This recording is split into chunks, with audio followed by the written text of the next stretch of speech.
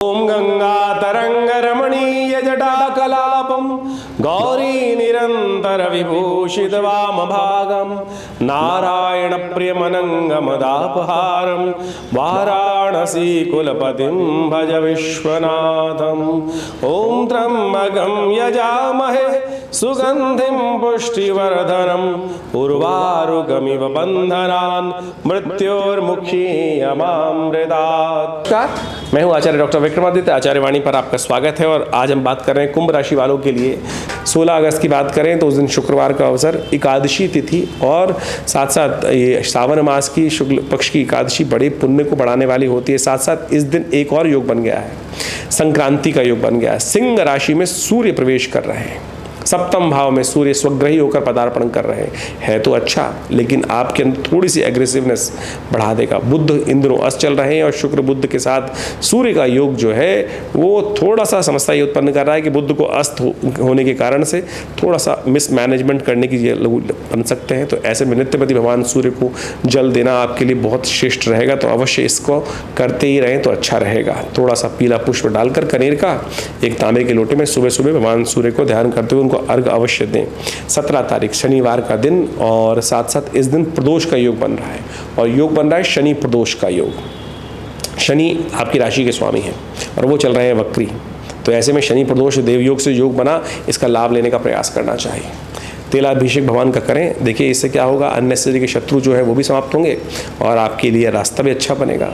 त्रयोदशी इस दिन क्षय है तो नए कार्यों का आरंभ करने के लिए दिन अच्छा नहीं दिखाई देता, ध्यान रखते हुए कार्य करें। शनिवार का वैसे ही अवसर है और शाम को मकर राशि में चंद्रमा प्रवेश करेंगे तो ये कहीं ना कहीं आपके लिए थोड़ा सा शाम के बाद का समय वीक होता दिखाई दे रहा है, तो ऐसे में थोड़ा सा ध्यान रखते हुए कार्य करने चाहिए। बृहस्पति की दृष्टि फिर भी चंद्रमा पर है, वो आपके लिए अच्छा दिखाई देता है, लेकिन चंद्रमा जब आपके 12वें भाव में जाएंगे तो यानी खर्चा और साथ साथ कुछ बढ़ेगा, लेकिन साथ साथ इनकम के रास्ते भी कुछ ना कुछ बन सकते हैं। तो ऐसे में विशेष तौर पर भगवान का अभिषेक करें। शनि को ठीक करने के लिए हमने उपाय बताया आपको। शनि अभी नवंबर तक अननेसेसरी परेशान करने के योग बना रहे हैं, तो अभी इस दिन विशेष तौर पर उपाय करना बड़ा अच्छा रहेगा। तेलाभिषेक भगवान शंकर का करें, कल्याण होगा।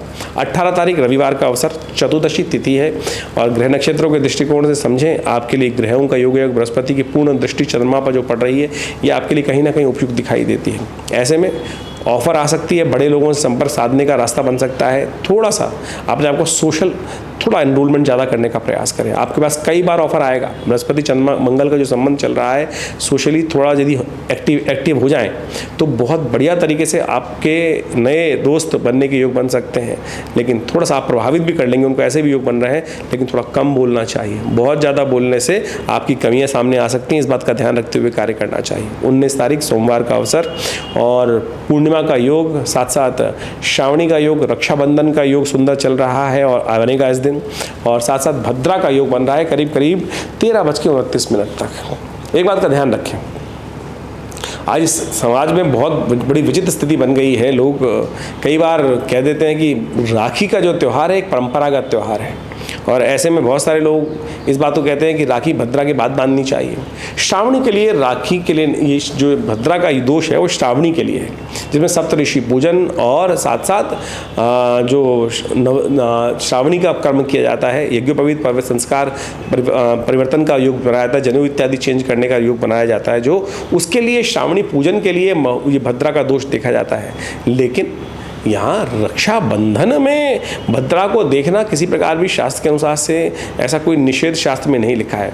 जो शास्त्र में श्रावणी के लिए लिखा है कि भद्रांते श्रावणी कर्म करें, लेकिन रक्षा सूत्र तो है वो तो जब आवश्यकता हो तब बांधना चढ़ना चाहिए। कहीं जा रहा है कोई व्यक्ति और उसमें रक्षा बांधनी है तो आपके मंत्र के द्वारा, शक्ति के द्वारा वो चले तो अच्छा रहेगा, उसमें कोई मुहूर्त देखने की आवश्यकता नहीं है। इस बात का मैं ध्यान रखते हैं। सत्यव्रत रखे भी उसका योग बन रहा है और साथ साथ सावन का आखिरी सोमवार है।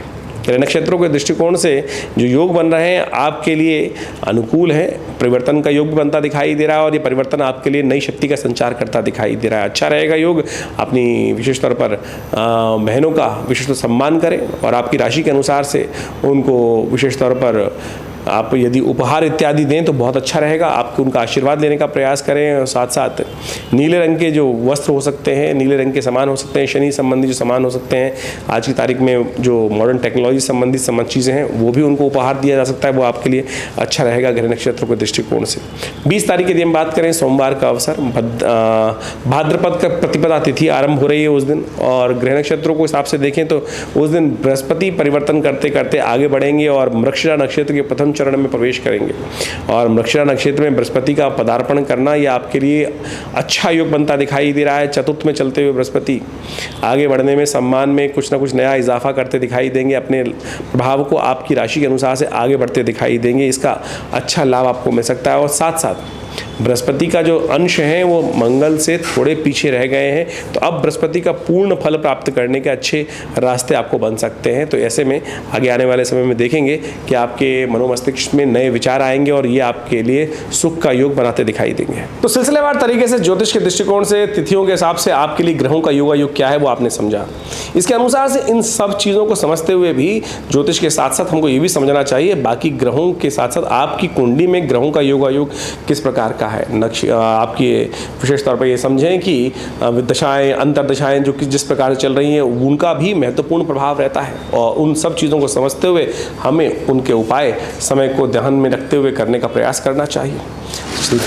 जो राशि के अनुसार से कॉन्सेप्ट है वो विशेष तौर पर गोचर का बहुत प्रत्यक्ष प्रभाव है, क्योंकि आमतौर पर कई लोग विचित्र विडंबना उत्पन्न करने का प्रयास करते हैं कि गोचर का प्रभाव जो राशियों के अनुसार से ही आएगा। कई लोग इस बात को अपने आप को प्रेजेंट करने के लिए कि नहीं राशि का प्रभाव कुछ नहीं होता, राशि का प्रभाव ही है सब कुछ। गोचर का दृष्टिकोण देखेंगे किससे? गोचर का प्रभाव राशि के दृष्टिकोण से ही देखने को मिलेगा, लेकिन अब उसमें यह देखने की आवश्यकता होती है कि आपकी राशि या लग्न या कौन सी कुंडली का कौन सा ग्रह किस प्रकार से प्रभाव उत्पन्न करने का प्रयास कर रहा है और कहाँ से उन सब चीज़ों को कैलकुलेट करने की ज़रूरत है। तो उसके लिए ज्योतिष को बहुत अच्छे से देखने, कुंडली को बहुत अच्छे से देखने की आवश्यकता है।